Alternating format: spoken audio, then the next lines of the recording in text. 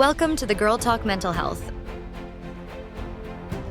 Girl Talk Mental Health dares to go where others won't. We unpack the hard truths about mental health, dissect trending topics, and challenge the stereotypes and stigmas holding us back. From navigating the 6 dimensions of wellness to redefining social norms, this is more than a discussion. It's a revolution in how we care for our minds and souls. Ready for bold, honest conversations that spark change? Let's dive in. It's time for real talk with real impact.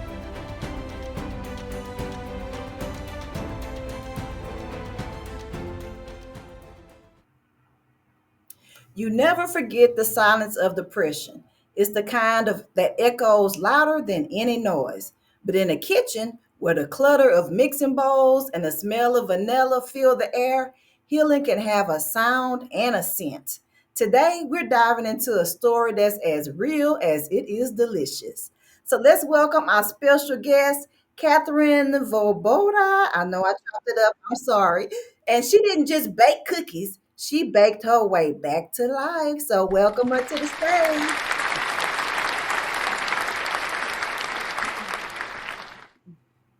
All right, I'm sorry. Let me just say, I know I chopped your last name up. So tell us what's your whole name. So I go by Katie, but Katie Svoboda Rini. So I was close. It's tricky. You are not the first, and you will not be the last. All right. So tell them a little bit about you, so they'll know who they're speaking with today. I am a pastry chef, entrepreneur, mom, wife, dog lover, occasional sugar snob, and a perpetual Christmas elf. And there's reasoning behind that. Oh, goodness. Well, I'm glad they'll probably get a glimpse of that reasoning today. So you ready to dive in? Ready to get into this conversation? Of course. All right. So what was the moment you realized that baking wasn't just your hobby, but part of your healing process? Oddly enough, it was actually more of a shift from food as a compulsive coping mechanism into baking as a craft art form and a way to share my tradition, history, and values with my daughter. And that actually came about after I had gastric bypass in my early 30s. So,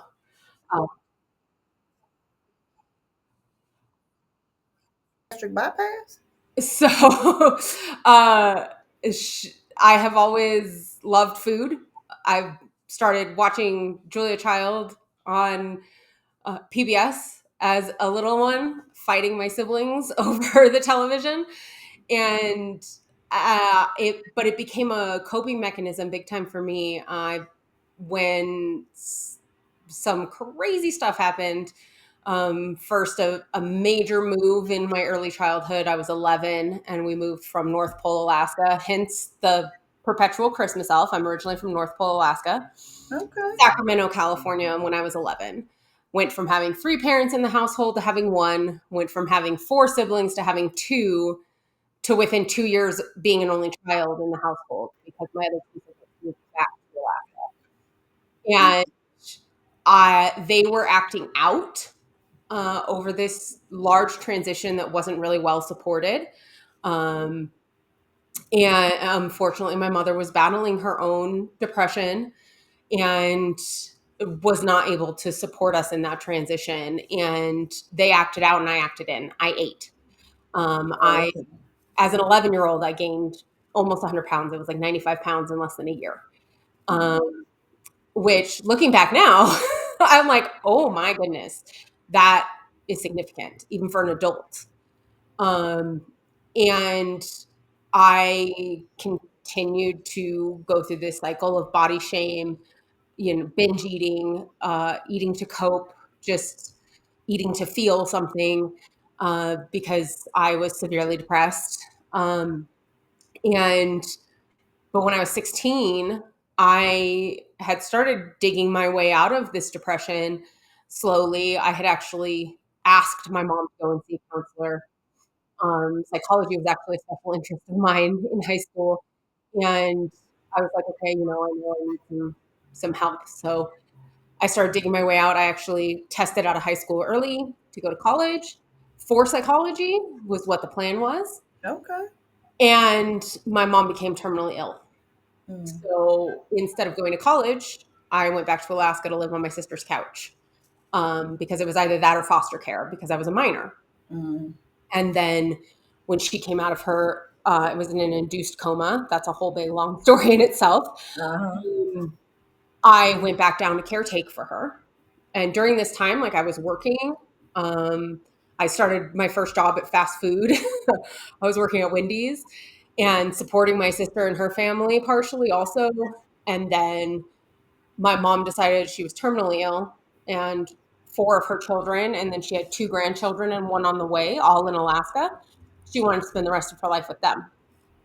And we moved back to Alaska, and she passed away 3 weeks before I turned 18. Okay. Um, so more eating, more depression. I tried to go back to school the year she passed away because I was very ambitious. Um, but between being an 18-year-old who had just watched her mother slowly decay and die and trying to work full time and go to school full time and still have a social life, all my friends were still in high school. I went to junior prom as a plus one or senior prom as a plus one that year. What? Yeah, because all my friends were still in high school and living with their parents and having semi-normal lives, and that's all I wanted to do was be a teenager. And I floated around in essentially a free state for years. Back and forth between Alaska and California a couple times, working dead-end jobs, chasing really crappy relationships. And on a whim, at the age of 24, I came out to Colorado. I'd never been here before. I had one friend who had just moved here, and I was like, okay, whatever, I'm done. Dead end job, emotionally abusive relationship. I'm getting out. And I came to Colorado in my PT Cruiser with $500 in my pocket. And I've been here since. That was in 2010. And a couple years later, I got back into school for psychology, and I was working full time, going to school full time, honor society. Like your girl's an old overachiever, all right? When I'm on point, I am on point. And I met my husband, well, my now husband, and we ended up settling down together and buying a home. And we got pregnant with my daughter. I had her in December of 2014. Christmas kind of follows me everywhere. She was born 5 days before Christmas. So Double the gifts. yes, I named her after Julia Child, his wife, Okay. and my mother. But I was determined she was going to have the best birthday cakes. Uh, Baking had always been an outlet for me. It was a way to ground and reconnect because I grew up in that house in Alaska. We had a huge garden, and my grandma and my mom would bake all the time. Every time we harvested zucchini, there was like a 3-day zucchini bread baking marathon. And like that was our after school snack. We just froze it in loaves and would take it out and slice it up. And that was like our after school snack. And that's actually one of the struggles I had at high altitude was trying to recreate that recipe when I moved here. Turns out it wasn't even the altitude that was the problem. And I didn't figure that out until I went to pastry school. But so I started taking cake decorating classes, and, I had always had this longing to be artistic. I had, when everybody else was doodling because they were distracted in class, I was writing poetry. I couldn't draw at all. Like I am not a freehand artist, guys. But I always had this desire to be creative. One of the other career tracks I had considered was interior design. I'm very aesthetically centered. I love color and form and shape and all these things. But I never felt like an artist until I started playing with things like fondant and gum paste. And yeah, I don't know, something just sparked in me and I started getting really into cake decorating, and I was offering cakes to people I was going to school with, you know. I was like, give me $40, I'll make you like this $500 cake, you know. Okay, But good that's deal. not smart. Don't do that, guys. Charge your value. And it became a hobby for me and it was amazing. But after my daughter was born and, you know, I was still struggling with my weight. And it got really bad. It got to the point where I was almost 400 pounds and I could barely function. I could barely like play and have fun and interact with my daughter. And um, I I was in school online because I finished my associate's degree on her due date, actually. Hmm. Um, and then I took a year off and I went back online. So I was doing my junior year, psychology major, neuroscience minor. Like I was in some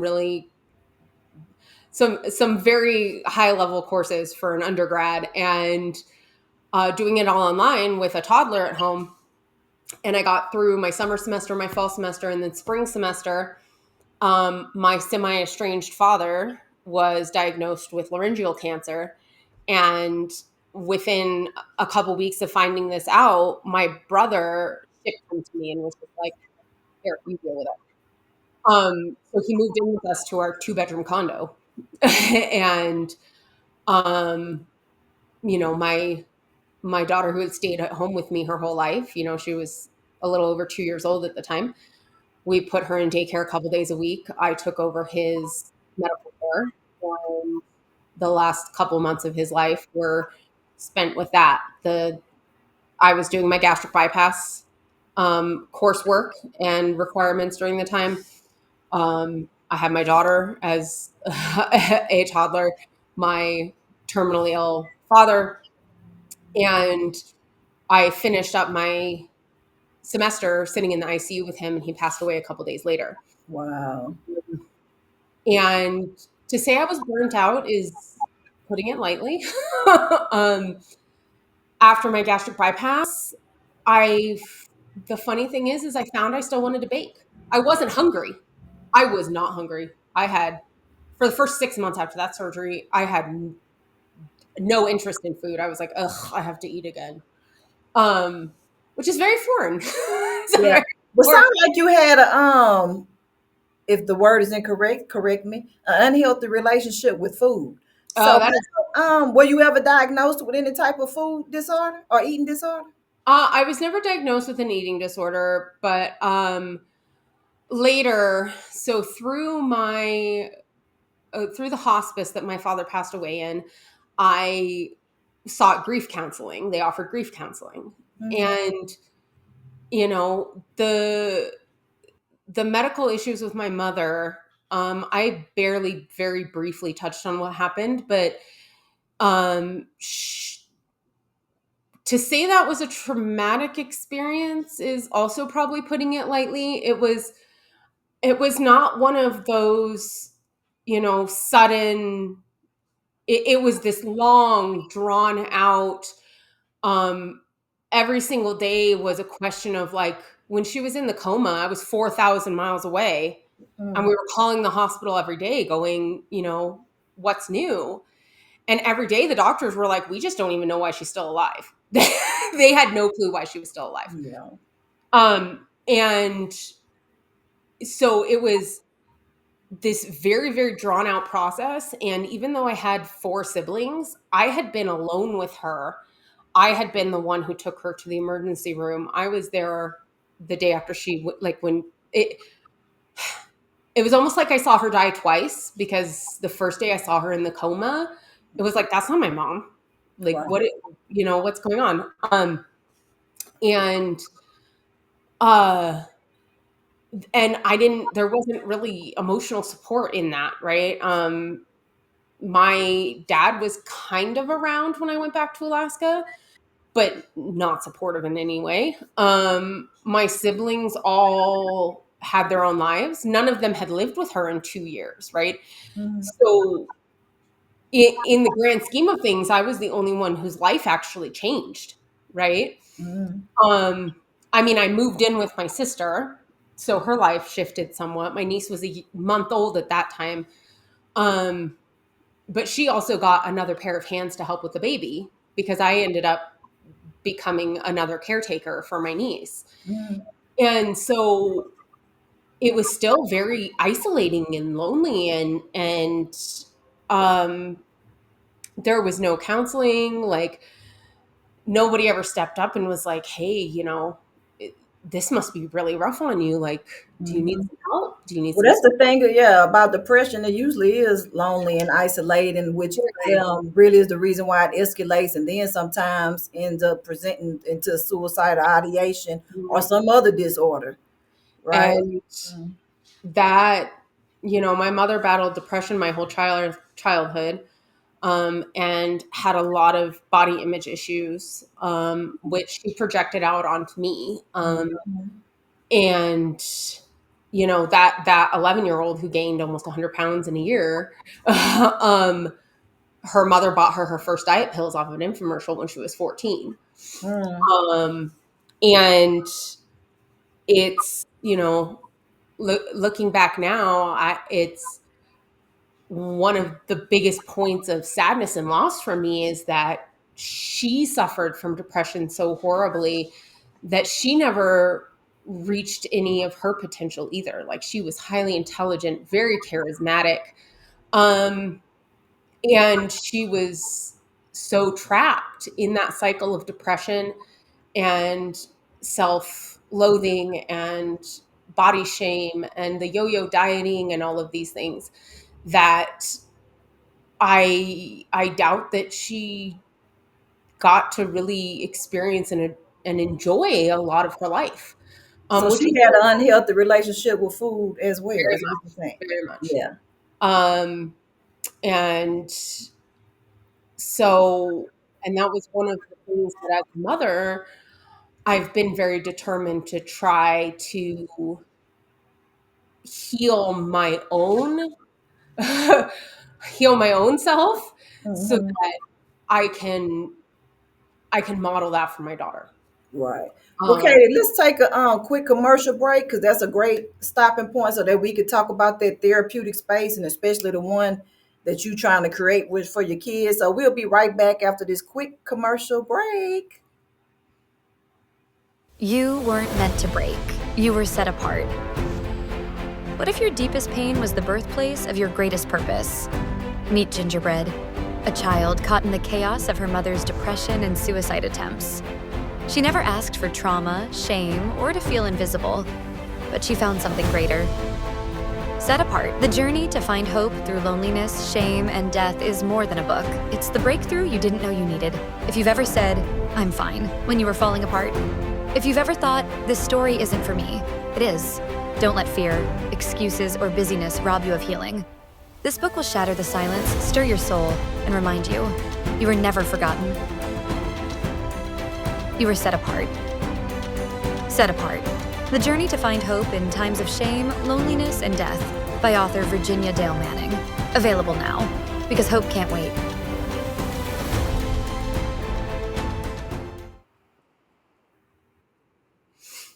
um, yeah, that All right, so welcome back to our second half with Katie, the baker of the Girl Talk Mental Health Club. So everything you've been sharing has been beautiful and powerful, and it's telling us that you didn't just bake, but you were able to breathe again through your skills and your artistic abilities. So, what do you think baking taught you about resilience and self love? oh, I like to say that I am a recovering perfectionist, specifically a recovering raging perfectionist. I can't even tell you how many countless hours I have spent agonizing over tiny details on cakes that nobody else is ever going to see. Um, yeah. um, there, it, the cake decorating started out as a way to celebrate my daughter, but I found really that it was it was about celebrating in general. It was about individuality. I don't like to make the same cake twice. I don't like to make two kids. Like, my favorite thing to do is highly themed novelty birthday cakes. Uh-huh.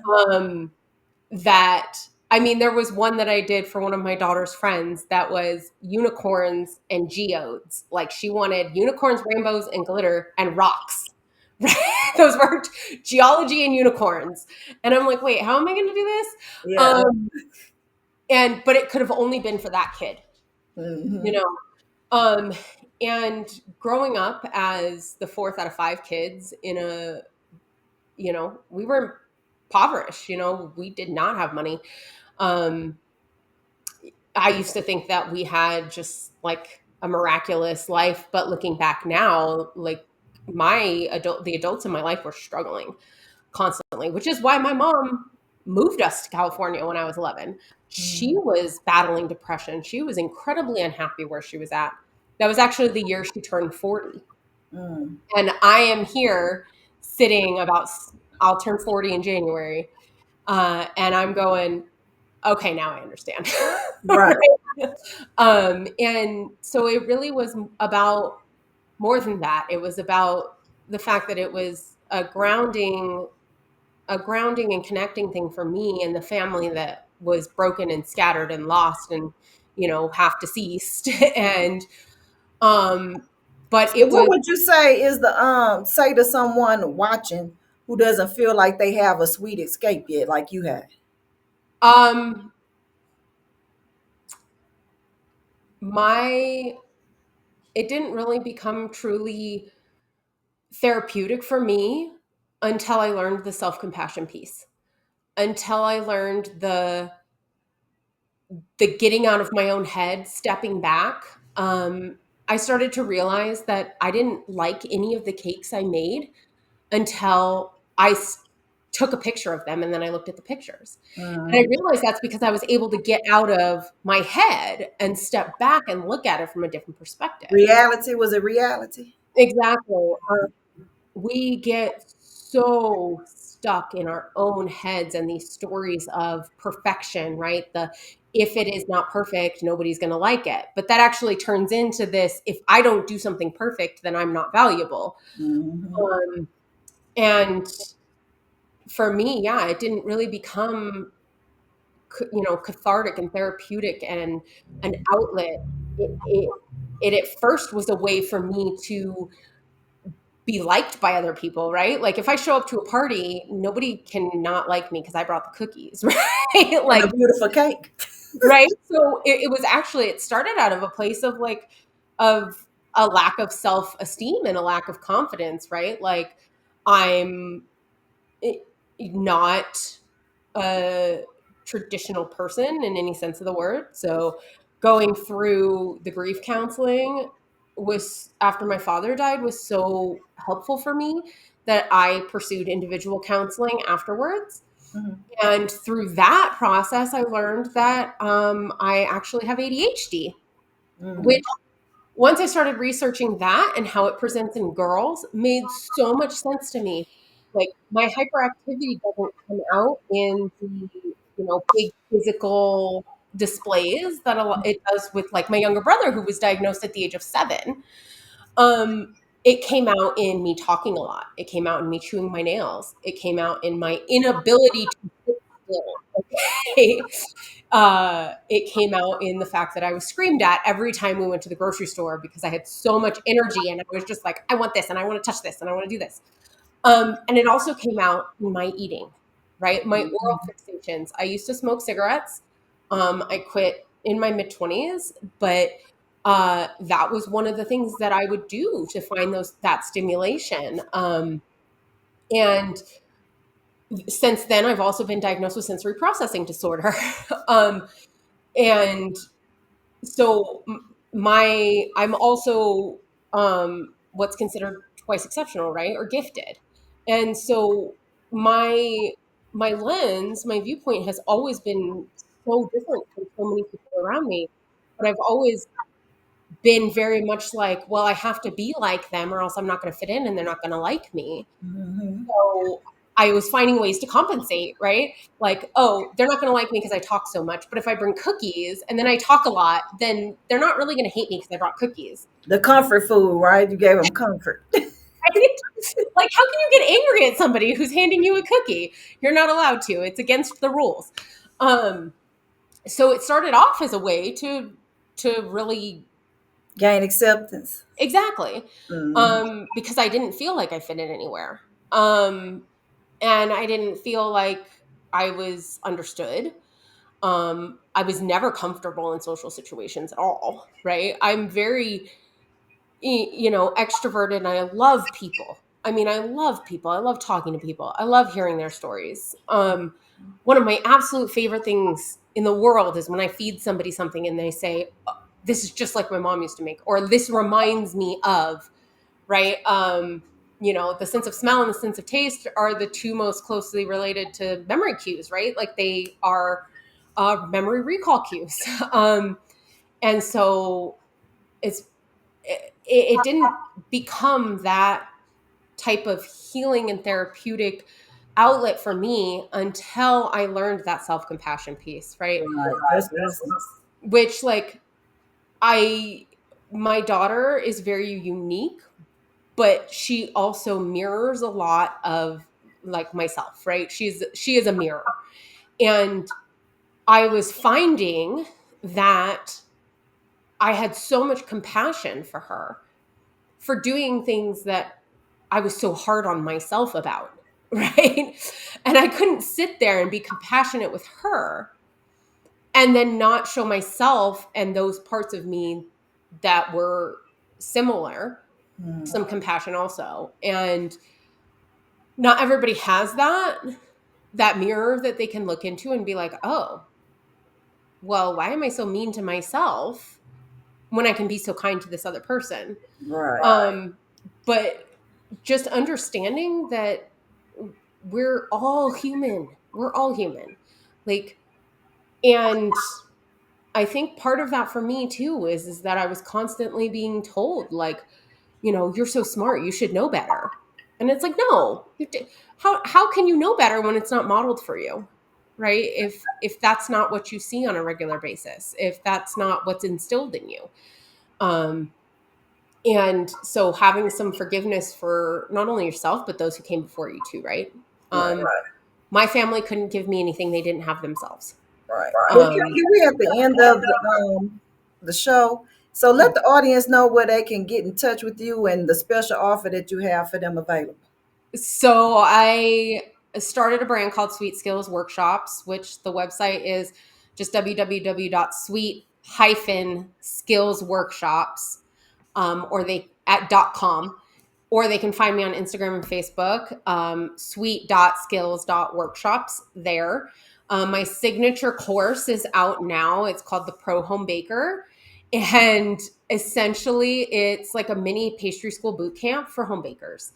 It is teaching home bakers to shift from a recipe mindset of baking into technique, skill, method, and learning ingredient function so that they can bake with confidence again and make their kitchens fun again, because baking is supposed to be fun. And I embrace mistakes. Every mistake is an opportunity to learn. You don't learn anything from doing something perfectly the first time. You learn. Absolutely. So Right. So what do you do when when the weight of depression makes it hard to get out of the bed? Even broken things rise like dough, and you just have to give it warmth and time. And we appreciate Katie for sharing her personal stories, being transparent, and sharing your baking goods with the world to help them heal based off of the things that you've been through and the way that you've healed. So we'll see you all next time for another powerful episode of Girl Talk Mental Health. Connect with Katie, connect with Girl Talk Mental Health, and y'all be blessed and be healed. Thank you for joining us for Girl Talk Mental Health. Remember, your mental health is your wealth. Don't forget to like, share, and subscribe to at Virginia Del Manning.